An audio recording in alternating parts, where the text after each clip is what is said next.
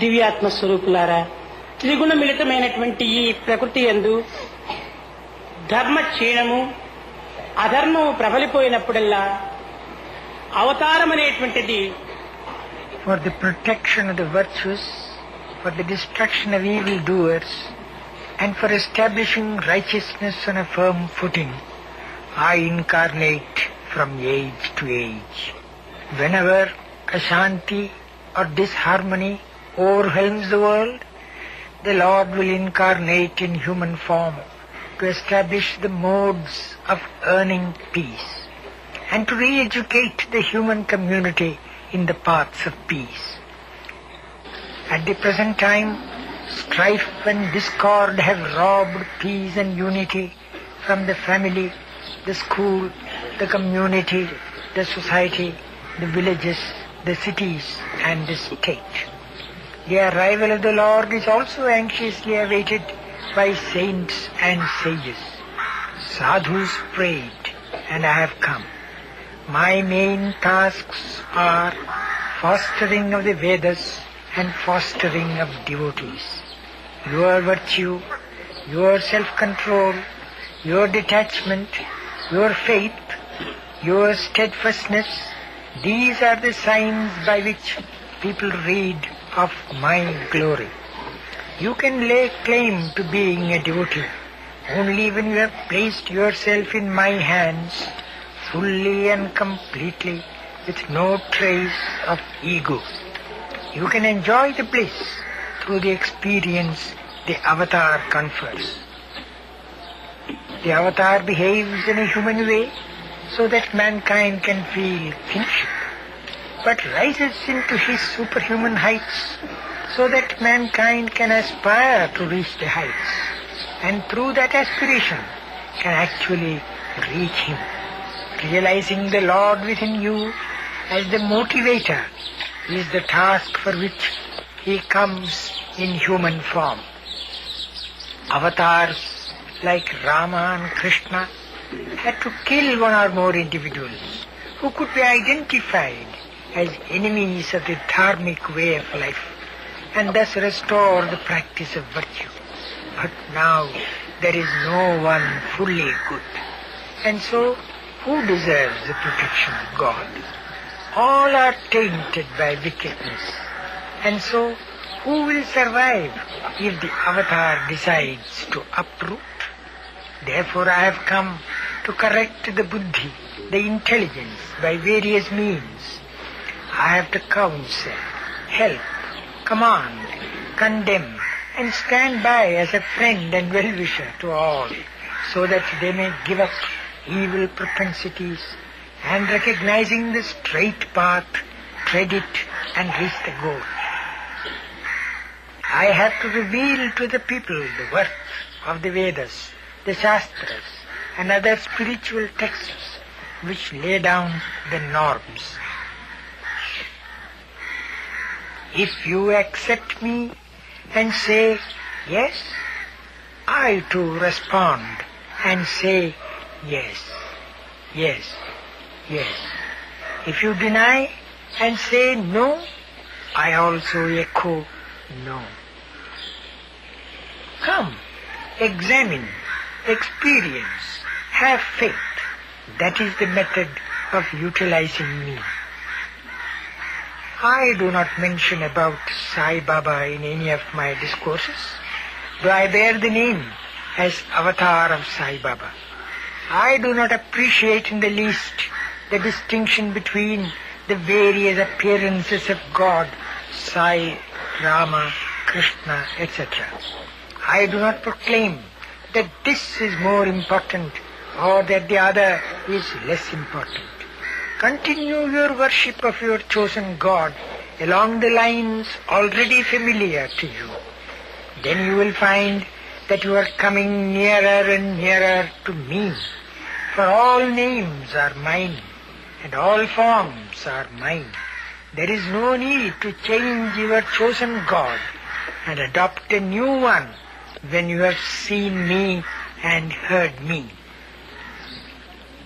Every step in the career of the avatar is predetermined. Rama came feed the roots of Sathya or truth and Dharma or righteousness. Krishna came to foster Shanti, peace, and Prema, love. Now, all these four are in danger of being dried up. That is why the present avatar has come. The Dharma that had fled to the forests has to be led back into the villages and towns. The anti-Dharma that is ruining the villages and towns has to be driven into the jungle. Come, just one step forward. I shall take 100 steps towards you. Shed just one tear. I shall wipe 100 from your eyes. I bless only thus. May your bliss grow. I have come to give you the key of the treasure of Ananda or bliss, to tell you how to tap that spring, for you have forgotten the way to blessedness. If you waste this chance of saving yourselves, it is just your fate. You have come to get from me tinsel and trash, the petty little cures and promotions, worldly joys and comforts.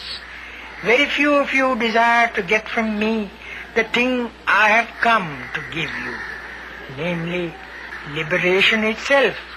And even among these few, those who stick to the path of spiritual practice and succeed are a handful.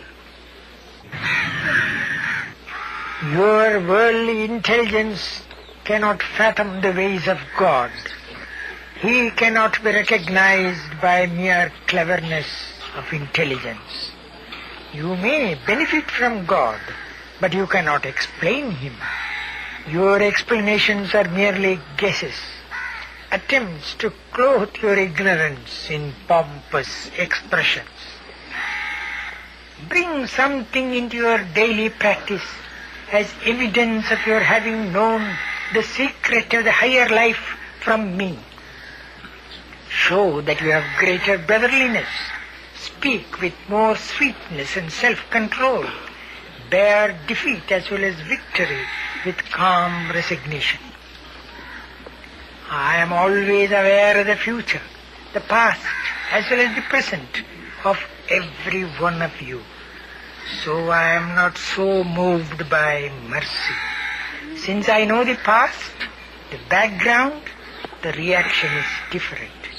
It is your consequence of evil deliberately done in the previous birth, and so I allow your suffering to continue, often modified by some little compensation. I do not cause either joy or grief. You are the designer of both these chains that bind you. I am Ananda Swarupa. Come, take Ananda from me.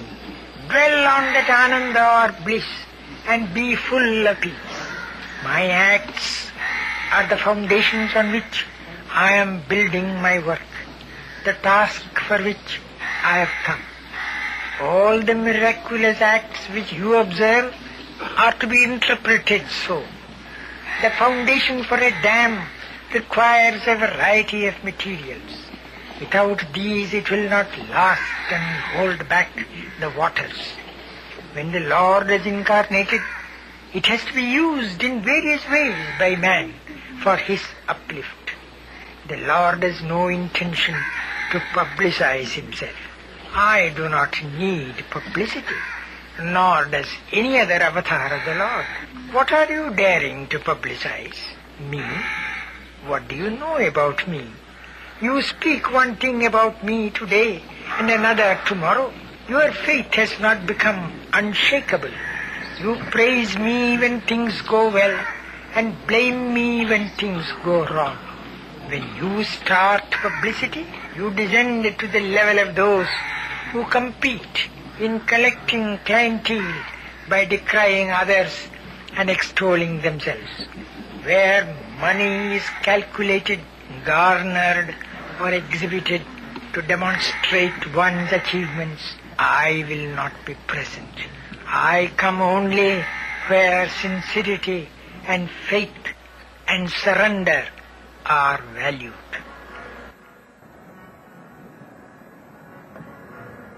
Om Shivaya, Om Shivaya.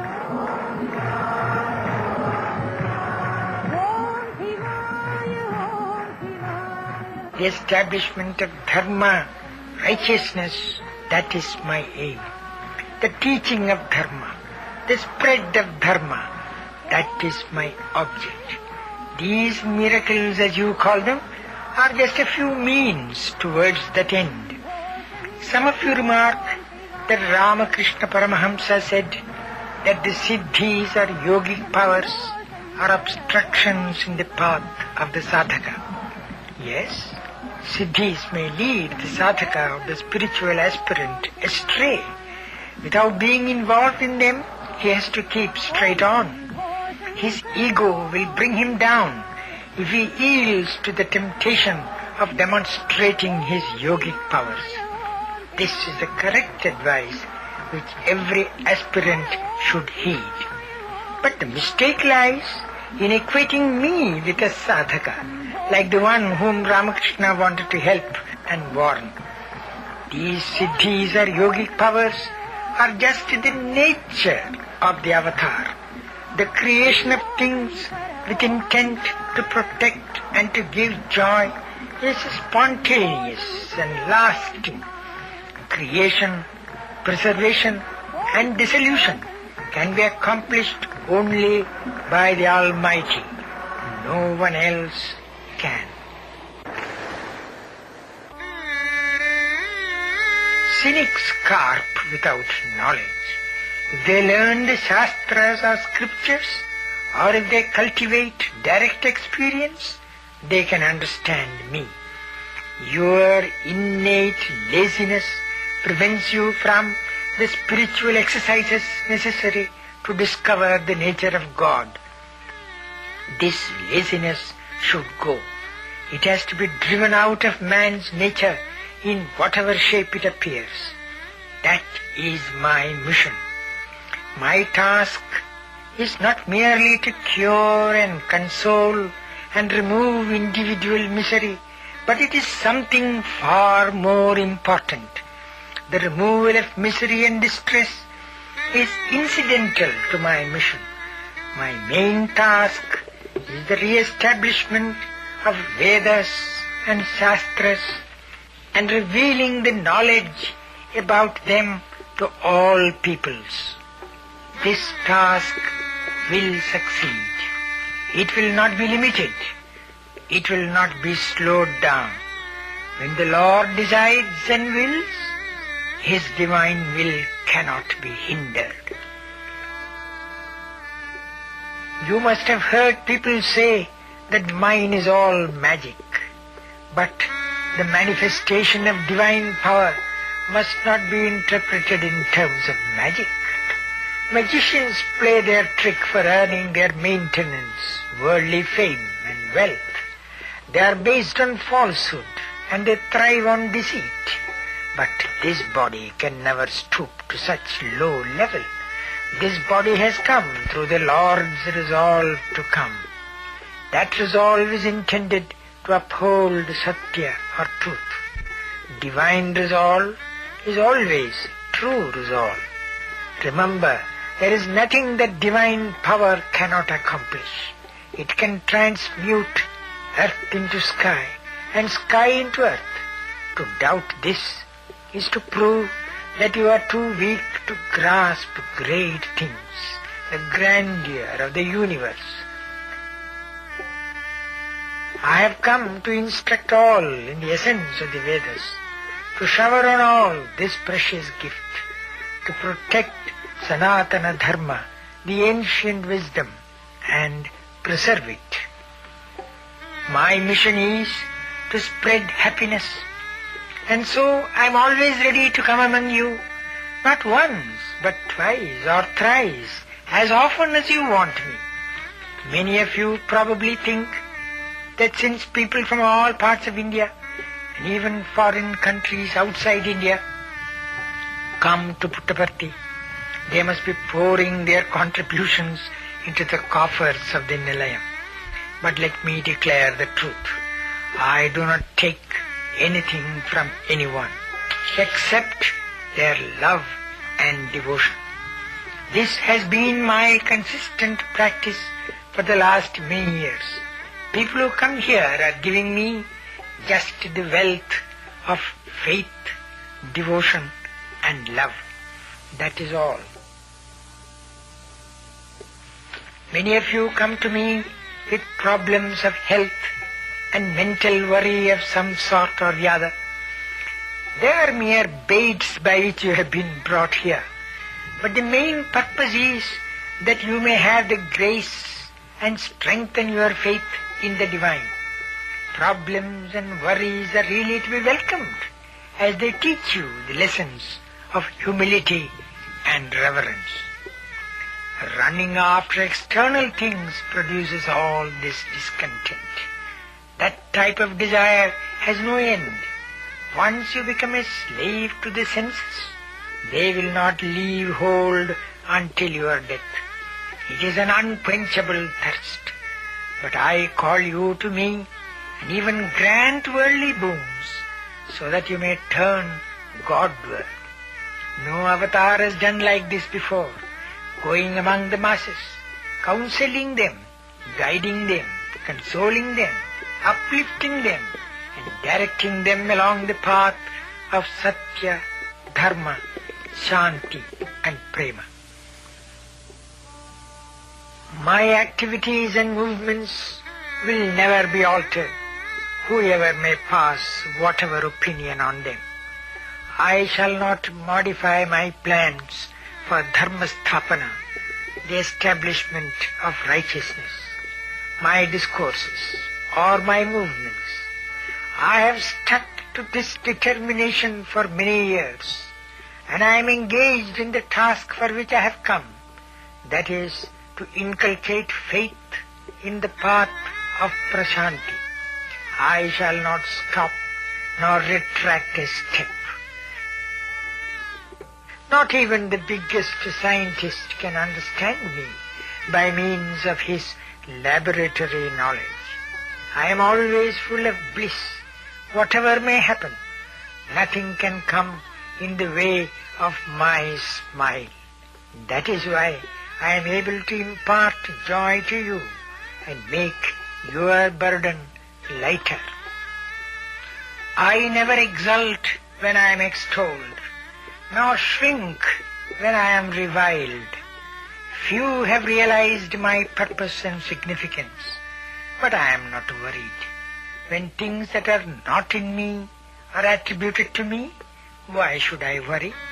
When things that are in me are mentioned, why should I exult? For me, it is always yes, yes, yes. If you give up all and surrender to the Lord, He will guard you and guide you. The Lord has come just for this very task.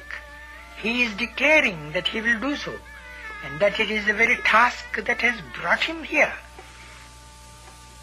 I know the agitations of your heart and its aspirations, but you do not know my heart. I react to the pain that you undergo and to the joy that you feel, for I am in your heart. I am the dweller in the temple of every heart. Do not lose contact and company, for it is only when the lump of coal is in contact with the live embers that it can also become live ember. Cultivate nearness with me in the heart, and you will be rewarded. Then you too will acquire a fraction of the supreme love. This is a great chance. This chance will not come your way again. Beware of that. If you cannot and do not cross the sea of grief now, taking hold of this chance, when again can you get such a chance? Be confident that you will all be liberated. Know that you are saved. Go and tell all that you had come to Puttaparthi, and that you got here the secret of liberation. Many hesitate to believe that things will improve, that life will be happy for all and full of joy, and that the golden age will recur. Let me assure you that this Dharma Swarupa, this divine body, has not come in vain. It will succeed in averting the crisis that has come upon humanity. There is only one God అని చెప్పాను. He is omnipresent. There is only one language, language of the heart. There is only one caste, caste of humanity. There is only one religion, religion of love. Love is God. Live in love.